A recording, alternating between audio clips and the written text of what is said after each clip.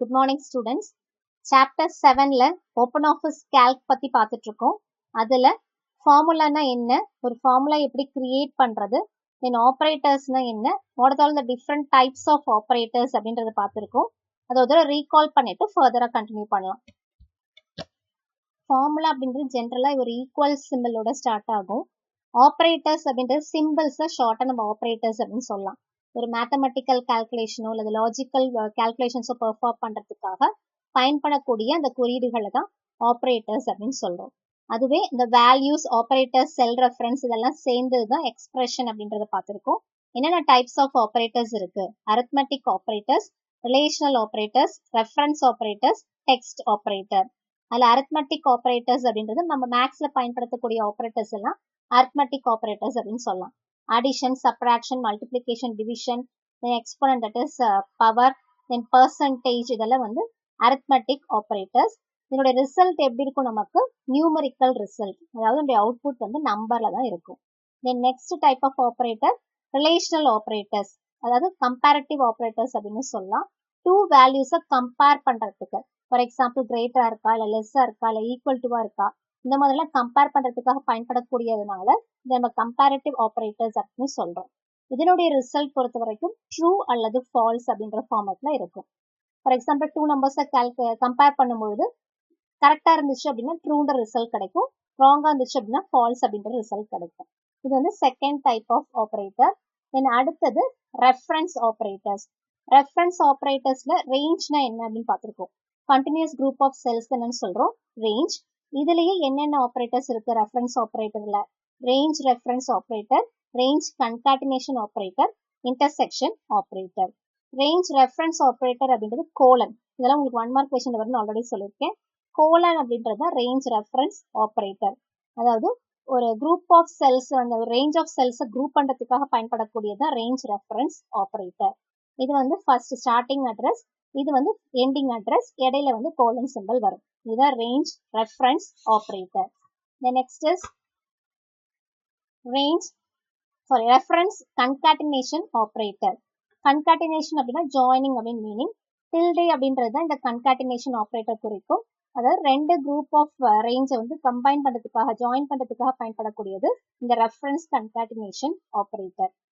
Intersection operator அப்படின்றது exclamation mark, two set of groups வந்து join பண்றதுக்காக பயன்படக்கூடியதான் இன்டர்செக்ஷன் ஆப்ரேட்டர். ஒரு particular cell range, another particular cell range, இது ரெண்டு இன்டர்செக்ட் ஆகக்கூடிய குரூப் ஆஃப் செல் எது அப்படின்றத கண்டுபிடிக்கிறதுக்காக பயன்படக்கூடியதான் intersection operator. Then text operator பத்தி பார்த்திருக்கோம். ஆம்பர்சன் அண்ட் சிம்பிள் தான் டெக்ஸ்ட் ஆப்ரேட்டர் குறிக்கும். அதாவது டூ ஆர் மோர் டெக்ஸ்ட் ஒன்னா கம்பைன் பண்றதுக்காக பயன்படக்கூடியது டெக்ஸ்ட் ஆப்ரேட்டர். ஆப்ரேட்டர்ஸ் பொறுத்த வரைக்கும் மேத்தமெட்டிக்கல் ஆப்ரேட்டர்ஸ்ல ஆர்டர் ஆஃப் பிரசிடென்ஸ், அதாவது ரூல்ஸ் ஆஃப் பிரசிடென்ஸ், ப்ரையாரிட்டி எப்படி இருக்கும் அப்படின்னா ஃபர்ஸ்ட் எக்ஸ்பென்சேஷன் பவருக்கு, அதுக்கப்புறம் நெகேஷன் தட் இஸ் -5 -3 அது மாதிரி நெகட்டிவ் வேல்யூஸ், தென் மல்டிப்ளிகேஷன் டிவிஷன், அதுக்கப்புறம் அடிஷன் அண்ட் சப்ராக்ஷன். ஸோ இது வரைக்கும் லாஸ்ட் கிளாஸ் நம்ம பார்த்துருக்கோம். இப்போ ஒரு ஃபார்முலாவை எப்படி கன்ஸ்ட்ரக்ட் பண்றது, அதுக்குரிய ஸ்டெப்ஸ் என்னென்ன அப்படின்றத பார்க்கலாம். ஃபர்ஸ்ட் செல் பாயிண்டர் எங்க இருக்கணும் அப்படின்னா உங்களோட ரிசல்ட் எந்த செல்ல உங்களுக்கு டிஸ்பிளே ஆகணுமோ அந்த இடத்துல செல் பாயிண்டரை பிளேஸ் பண்ணிக்கிறோம். ஜஸ்ட் நீங்க கிளிக் பண்ணீங்கன்னா போதும், செல் பாயிண்டர் அந்த பர்டிகுலர் செல்லுக்கு மூவ் ஆயிடும். ஃபார்முலா எப்பவுமே எதுல ஸ்டார்ட் ஆகணும்? ஈக்குவல் டு சிம்பிள்ல ஸ்டார்ட் ஆகணும். ஃபார்முலா யூஸ் பண்ணும்போது செல் அட்ரஸ், அதாவது செல் ரெஃபரன்ஸ் பயன்படுத்துறது தான் ரொம்பவே வந்து useful. Instead of actual value டைரக்டா வந்து வேல்யூஸ் 5, 6 அது மாதிரி ஃபார்முலா கொடுக்காம A1 B1 அந்த செல் அட்ரஸ் கொடுத்தோம் அப்படின்னா அது யூஸ்ஃபுல்லா இருக்கும். அது ஏன் ரீசன் நான் சொல்றேன். ஸோ ஒரு ஃபார்முலா கன்ஸ்ட்ரக்ட் பண்ணும்பொழுது என்ன ரூல் பேஸ் பண்ணி நம்ம கன்ஸ்ட்ரக்ட் பண்ணோம் அப்படின்னா போர்ட் மாஸ் ரூல். அதாவது ஃபர்ஸ்ட் பாத்தீங்கன்னா பிராக்கெட்டுக்கு முன்னுரிமை அதிகம், அதுக்கப்புறம் division, multiplication, addition, subtraction. So ஒரு ஃபார்முலா கன்ஸ்ட்ரக்ட் பண்ணும்போது ஜெனரல் சின்டாக்ஸ் ஈக்குவல் தான் ஃபர்ஸ்ட் ஆரம்பிக்கும். செல் ரெஃபரன்ஸ் ஃபார் எக்ஸாம்பிள் A1, அதுக்கப்புறம் என்ன ஆப்ரேட்டர் பிளஸ் செல், அடுத்த செல் reference A2, A1 plus A2 plus A3 இதை மாதிரி ஸ்பெசிஃபை பண்ணணும். ஸோ இங்க எதுக்காக செல் ரெஃபரன்ஸ், செல் அட்ரஸ் எதுக்காக யூஸ் பண்றது பெட்டர் அப்படின்னு பார்த்தோம்னா, ஒரு செல் address A1 B1 C1 D1 இந்த மாதிரி கொடுத்துருந்தீங்க அப்படின்னா இந்த செல்ல இருக்கக்கூடிய வேல்யூஸ் ஃபர்ஸ்ட் நான் கால்குலேட் பண்ணிட்டேன், மறுபடியும் இதுல ஏதாவது ஒரு வேல்யூ சேஞ்ச் பண்ணாலும் ஈஸியா நீங்க கால்குலேட் பண்ணிக்கலாம். டைரக்டா நீங்க வந்து இந்த மாதிரி வேல்யூஸ் கொடுத்தீங்க அப்படின்னா ஒன்னொன்னு வந்து மாற்றம் செய்ய வேண்டியது இருக்கும். இந்த மாதிரி செல் ரெஃபரன்ஸ் பயன்படுத்துனீங்க அப்படின்னா ஈஸியா வந்து அதோடைய ரிசல்ட்டை கண்டுபிடிக்க முடியும். இந்த செல் ரெஃபரன்சஸ்லயே 2 டைப்ஸ் ஆஃப் ரெஃபரன்சஸ் இருக்கு. ஒன்னு relative cell reference, another one absolute cell reference. இது உங்களுக்கு 2 or 3 மார்க் क्वेश्चनல வந்து கேட்கலாம். What are the types of cell references? ரொம்ப ஈஸி டிஃபரன்ஸ் தான். ரிலேட்டிவ் செல் ரெஃபரன்ஸ் அப்படின்றது ஒரு ஃபார்முலா வந்து உருவாக்கும் பொழுது டைரக்டா செல் அட்ரஸை ரெஃபர் பண்ணோம் அப்படின்னா அதுதான் ரிலேட்டிவ் செல் ரெஃபரன்ஸ் அப்படின்னு சொல்றோம். For example A1, B1, C1, D1 இந்த செல்ஸ்லாம் ஆட் பண்றோம் அப்படின்னா நார்மலா ஃபார்முலா இதுல ஸ்டார்ட் ஆகும்னு சொன்னேன் equal. So equal to A1 plus B1 plus C1 plus D1. இப்போ பார்த்தீங்கன்னா டேரக்டா நம்ம என்ன கொடுத்துருக்கோம், செல் அட்ரஸ் கொடுத்துருக்கோம். இந்த மாதிரி கொடுத்தோம் அப்படின்னா அதுதான் relative cell reference. For example சப்ட்ராக்ஷனுக்கு எப்படி கொடுத்துருக்கோம், H3 மைனஸ் E4. இந்த மாதிரி கொடுத்துருந்தோம் அப்படின்னா அது என்ன ரெஃபர் பண்ணும், ரிலேட்டிவ் செல் ரெஃபரன்ஸ். அதே அப்சல்யூட் செல் ரெஃபரன்ஸ் அப்படின்னா காலம் நேம்க்கு முன்னாடியும் ரோ நம்பருக்கு முன்னாடியும் டாலர் சிம்பிள் பயன்படுத்தணும்னா அதுதான் அப்சல்யூட் செல் ரெஃபரன்ஸ். ரெண்டுத்துக்கு முன்னாடி டாலர் சிம்பிள் யூஸ் பண்ணணும். இது உங்களுக்கு 1 மார்க் கொஸ்டின்ல வரும். அதாவது எந்த சிம்பிள் பயன்படுத்தினா அது அப்சல்யூட் செல் ரெஃபரன்ஸ் அப்படின்னு சொல்றோம். டாலர் சிம்பிள் எதுக்கு முன்னாடினா இது வந்து காலம் நேம் ஸ்பெசிஃபை பண்ணும், இது வந்து ரோனுடைய நம்பர். ஸோ காலம் நேம்க்கு முன்னாடி டாலர் சிம்பிள் பயன்படுத்துவோம், ரோ நம்பருக்கு முன்னாடி டாலர் சிம்பிள் பயன்படுத்தணும் அப்படின்னா அதுதான் அப்சல்யூட் செல் ரெஃபரன்ஸ். ஒரு எக்ஸ்பிரஷன்ல வந்து ரிலேட்டிவ் தான் பயன்படுத்தணும், அப்சல்யூட் தான் பயன்படுத்தணும் அப்படின்றது கிடையாது. நீங்க வந்து மிக்ஸ் பண்ணி கூட யூஸ் பண்ணிக்கலாம். எந்த டைப் ஆஃப் செல் ரெஃபரன்சிங் வேணா பயன்படுத்திக்கலாம். ஸோ ஒரு ரிலேட்டிவ் செல் ரெஃபரன்சிங் பயன்படுத்தி ஒரு ஃபார்முலா, அதாவது ஒரு டோட்டல் எப்படி கண்டுபிடிக்கிறது அப்படின்றதுக்கு ஒரு எக்ஸாம்பிள் பார்க்கலாம். ஃபார் எக்ஸாம்பிள் எனக்கு H2 அப்படின்ற செல் அட்ரஸ்ல எனக்கு ஆன்சர் வேணும் அப்படின்னா செல் பாயிண்டரை H2ல பிளேஸ் பண்ணணும். பிளேஸ் பண்ணிட்டு பர்டிகுலர் ஃபார்முலா வந்து டைப் பண்ணிக்கோங்க. எந்தெந்த செல்ஸ்லாம் நீங்க வேல்யூஸ் என்டர் பண்ணிருக்கீங்களோ அதனுடைய செல் அட்ரஸை வந்து நீங்க ஃபார்முலாவை இங்க கொடுத்துக்கோங்க. கொடுத்துட்டு என்டர் கீ கொடுத்துட்டீங்க அப்படின்னா you will get the specified answers. For example இது என்ன செல் அட்ரஸ், இது வந்து A1, இது B1. செல் எப்படி ரெஃபர் பண்ணுன்னு சொல்லியிருக்கோம் இல்லையா, இது வந்து காலம்னுடைய நேம், இது ரோனுடைய numbers. So first column name தான் சொல்லணும் B, தென் இது ரோனுடைய நம்பர் 1. ஸோ இதான் செல் பாயிண்டர் அப்படின்னு சொல்றோம். சப்போஸ் நீங்க செல் பாயிண்டர் பிளேஸ் பண்ணனா என்னுடைய அட்ரஸ் என்னது D1, இது C5. ஃபார் எக்ஸாம்பிள் B1ல இது ஒரு வேல்யூ நான் டைப் பண்றேன் 3, இங்க 2, இங்க 5 டைப் பண்ணிருக்கேன். அந்த 3 வேல்யூஸை ஆட் பண்ணணும், இந்த இடத்துல எனக்கு ரிசல்ட் வேணும் அப்படின்னா ஸோ E1ல எனக்கு ரிசல்ட் வேணும்னா அந்த இடத்துல செல் பாயிண்டரை சூஸ் பண்ணிக்கோங்க. கிளிக் பண்ணீங்கன்னா ஆட்டோமேட்டிக்கா செல் பாயிண்டர் அங்கே வந்துடும். இப்போ ஃபார்முலா நம்ம டைப் பண்ண போறோம். ஃபார்முலா இதில் ஸ்டார்ட் ஆகும் ஈக்குவல். ஈக்குவல் டு எந்தெந்த செல் அட்ரஸ்ல இங்கே ஆட் பண்ணணும், நம்ம B1, C1, D1. ஸோ இங்கே என்ன கொடுக்குறேன், B1 பிளஸ் அடுத்தது C1 தென் பிளஸ் D1. ஃபார்முலா கொடுத்துட்டு என்டர் கீ ப்ரெஸ் பண்ணீங்க அப்படின்னா ஆட்டோமேட்டிக்காக அதை ஆட் பண்ணி உங்களுக்கு ஆன்சர் கிடைச்சிடும். 3 + 2 is 5, 5 + 5 is 10. ஸோ ஆட்டோமேட்டிக் என்ன பண்ணியிருக்கேன், ஆட் பண்ணி உங்களுக்கு ஆன்சர் இங்கே கிடைச்சிடும். இங்கே நம்ம ஃபார்முலா பயன்படுத்த ரிசல்ட் கண்டுபிடிச்சிருக்கோம். ஃபார் எக்ஸாம்பிள் டைரக்டா ஈக்குவல் டு 3 + 2 + 5 நான் கொடுக்காம equal to B1 + C1 + D1 கொடுத்தேன். ஸோ இதோடைய யூஸ் என்னன்றது நமக்கு சொல்லணும் இல்லையா. என்ன அப்படின்னு பார்த்தீங்கன்னா இந்த இடத்துல நான் வேல்யூ சேஞ்ச் பண்ணுறேன். ஃபார் எக்ஸாம்பிள் 5க்கு பதில் நான் என்ன பண்ணுறேன் அப்படின்னா 4 சேஞ்ச் பண்ணுறேன். ஸோ இந்த இடத்துல பார்த்தீங்கன்னா உங்களுக்கு ஆட்டோமேட்டிக்காக ரிசல்ட் சேஞ்ச் ஆகிடுது பாருங்க, 9 டிஃப்ரென்ஸ் தெரியும் பாருங்க. இங்கே நான் இப்போ என்ன பண்ணியிருக்கேன் 1 அப்படின்ற வேல்யூ சூஸ் பண்ணியிருக்கேன். ஆட்டோமேட்டிக்காக என்ன ஆயிடுது, அது என்ன சேஞ்சஸோ அதை அப்டேட் பண்ணிக்கும் தானாவே.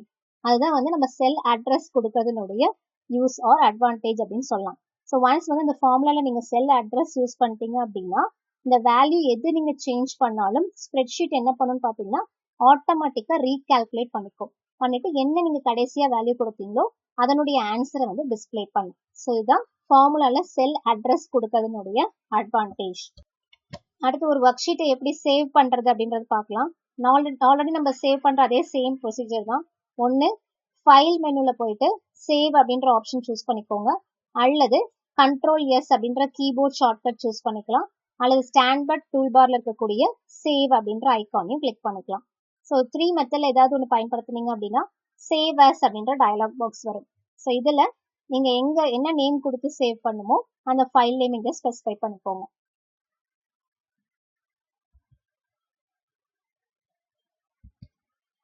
ஃபார் எக்ஸாம்பிள் ex1 அப்படின்னு கொடுக்குறேன். என்டர் கொடுத்துட்டேன், சேவ்னு கொடுத்துக்கலாம். கொடுத்துட்டீங்க அப்படின்னா என்ன நேம் கொடுத்து நீங்க சேவ் பண்ணீங்களோ அது இங்க டைட்டில் பார்ல அப்பியர் ஆகும். இங்க ex1 கொடுத்தோம் இல்லையா, ஸோ அந்த நேம் இங்க அப்பியர் ஆகிருக்கு பாருங்க. இது டாட் ஓடிஎஸ் வந்திருக்கு இல்லையா, இதுதான் வந்து ஃபைல் எக்ஸ்டென்ஷன் அப்படின்னு சொல்றோம். இந்த file extension or file name extension அப்படின்ற எதுக்காக பயன்படுது அப்படின்னா, அது என்ன டைப் ஆஃப் ஃபைல். நார்மலா நீங்க ஒரு ஃபைலை ஓப்பன் பண்ணும்போது உள்ள ஓப்பன் பண்ணி பார்க்காம அந்த ஃபைல் நேம்லேருந்தே அது என்ன டைப் ஆஃப் ஃபைல் அப்படின்றது கண்டுபிடிக்கிறதுக்காக யூஸ் ஆகக்கூடியதான் ஃபைல் எக்ஸ்டென்ஷன் அப்படின்றது. ஸோ என்னென்ன டைப் ஆஃப் ஃபைல் என்ன எக்ஸ்டென்ஷன்ல வந்து சேவ் ஆகும் அப்படின்றத பார்க்கலாம். இதுலேருந்து உங்களுக்கு நிறைய 1 மார்க் கொஸ்டின்ஸ் வரும். ஸோ டெக்ஸ்ட் ஃபைல்ஸ் எல்லாமே எந்த எக்ஸ்டென்ஷன்ல சேவ் ஆகும் அப்படின்னா .txt அப்படின்ற நேம்ல. மைக்ரோசாஃப்ட் வேர்ட் டாக்குமெண்ட்ஸ் எல்லாமே .doc அல்லது .docx அப்படின்ற நேம் அப்படின்ற எக்ஸ்டென்ஷன்ல சேவ் ஆகும். Open Office documents, Open Office ரைட்டர்ல நம்ம கிரியேட் பண்ணக்கூடிய டாக்குமெண்ட்ஸ் எல்லாமே சேவ் ஆகுது எந்த எக்ஸ்டென்ஷன் அப்படின்னா .odt. தென் மைக்ரோசாஃப்ட் எக்ஸல் .xls அல்லது .xlsx. ஓப்பன் ஆஃபீஸ் கேல்க் பார்த்தோம் இல்லையா, நம்ம கேல்க்ல சேவ் பண்ணக்கூடிய ஒவ்வொரு ஸ்ப்ரெட்ஷீட் ஒவ்வொரு ஒர்க் ஷீட்டும் பார்த்தீங்கன்னா .ods அப்படின்ற நேம்ல அப்படின்ற எக்ஸ்டென்ஷன்ல தான் அது வந்து இந்த ஃபைல் நேம் சேவ் ஆகும். தென் மைக்ரோசாஃப்ட் பவர் பாயிண்ட் பொறுத்த வரைக்கும் .ppt அல்லது .pptx. ஓப்பன் ஆஃபீஸ் இம்ப்ரெஸ் பொறுத்த வரைக்கும் .odp. ஓப்பன் ஆஃபீஸ் எல்லாமே .oல தான் ஸ்டார்ட் ஆகும். OD பிரசன்டேஷன் குறிக்கக்கூடியதான் இந்த P அப்படின்றது. இங்க கேல்க்ல OD, இங்க ஸ்ப்ரெட் ஷீட்டை குறிக்கக்கூடியதான் S அப்படின்றது. டாக்குமெண்ட்ஸ் அதாவது ரைட்டர் பொறுத்த வரைக்கும் .od. இது T அப்படின்றது டெக்ஸ்ட்டை குறிக்கக்கூடியது. ஸோ ஓப்பன் டாக்குமெண்ட் டெக்ஸ்ட் அப்படின்றது ரெஃபர் பண்ணும். இந்த மைக்ரோசாஃப்ட்டும் ஓப்பன் ஆஃபீஸும் கம்பேர் பண்றதுக்கு உங்களுக்கு அடுத்தடுத்து கொடுத்துருக்காங்க பாருங்க. மைக்ரோசாஃப்ட்ல வந்து எப்படி என்ன எக்ஸ்டென்ஷன்ல சேவ் ஆகும், அதே ஓப்பன் ஆஃபீஸ்ல என்ன எப்படி சேவ் ஆகும். அதே போல Microsoft Excel, Open Office Calc, Microsoft PowerPoint, Open Office Impress. Then executable files or applications எல்லாமே .exe வந்து சேவ் ஆகும். வெப் பேஜஸ் எல்லாமே பார்த்தீங்கன்னா .htm அல்லது .html அப்படின்ற எக்ஸ்டென்ஷன் தான் சேவ் ஆகும். நார்மலாக ஒரு HTML ஃபைல்ஸ் நம்ம டைப் பண்ணும்போது இந்த எக்ஸ்டென்ஷன் தான் பார்த்தீங்கன்னா கொடுத்து சேவ் பண்ணுவோம். போர்ட்டபிள் டாக்குமெண்ட் ஃபார்மேட் அப்படின்றது PDF அப்படின்ற ஃபார்மேட்ல வந்து அப்படின்ற எக்ஸ்டென்ஷன்ல சேவ் ஆகும். ஃபோட்டோஸ், நார்மலாக ஃபோட்டோஸ்லாம் வந்து .jpg அது .jpeg joint photographic experts group அப்படின்ற எக்ஸ்டென்ஷன் தான் உங்களுக்கு சேவ் ஆகும். அனிமேட்டட் இமேஜஸ் எல்லாமே, இந்த இமேஜஸ் எல்லாம் பிக்சர்ஸ்லாம் எப்படி சேவ் ஆகும் அப்படின்னா .gif கிராஃபிக்கல் இமேஜ் ஃபார்மேட் அப்படின்ற எக்ஸ்டென்ஷன்ல. ஆடியோ, இந்த ஒலி ஆடியோ இந்த சவுண்ட்ஸ்லாம் எப்படி சேவ் ஆகும் அப்படின்னா .mp3 மீடியா பிளேயருடைய ஷார்ட் ஃபார்ம் தான் MP அப்படின்றது. ஆடியோ அல்லது வீடியோ பார்த்தீங்கன்னா .mp4 அப்படின்ற எக்ஸ்டென்ஷன்ல சேவ் ஆகும். ஸோ இதெல்லாம் வந்து 1 மார்க் கொஸ்டின்ல வரும். ஸோ இதெல்லாம் கோ த்ரூ பண்ணி வச்சுக்கோங்க. நீங்க இங்க ஒரு எக்ஸாம்பிள் கொடுத்துருக்காங்க பாருங்க. இந்த டைட்டில் பார்ல மார்க்லிஸ்ட் கிளாஸ் 12f.ods கொடுத்துருக்காங்க இல்லையா, ஸோ இதுதான் வந்து ஃபைலினுடைய நேம், இது application name. Open Office calc அப்படின்றது அப்ளிகேஷனுடைய நேம், இது ஃபைல் நேம். இதுல .ods அப்படின்றது எதை குறிக்கும் அப்படின்னா எக்ஸ்டென்ஷன், அந்த ஃபைலினுடைய எக்ஸ்டென்ஷன். அதாவது இது வந்து ஒரு ஓப்பன் ஆஃபீஸ் கேல்குடைய ஸ்ப்ரெட் ஷீட்டை வந்து குறிக்கக்கூடிய ஃபைல் அப்படின்றது தெரியப்படுறதுக்காக இருக்கக்கூடிய எக்ஸ்டென்ஷன் தான் ODS அப்படின்றது. நார்மலாக நம்ம சேவ் பண்ணக்கூடிய ஃபைல்லாம் எதில் போய் ஸ்டோர் ஆகும் அப்படின்னா டாக்குமெண்ட்ஸ், மை டாக்குமெண்ட் டாக்குமெண்ட் ஃபோல்டரில் தான் ஸ்டோர் ஆகும். ஸோ இது வரைக்கும் கோ த்ரூ பண்ணி பாருங்க. Thank you students.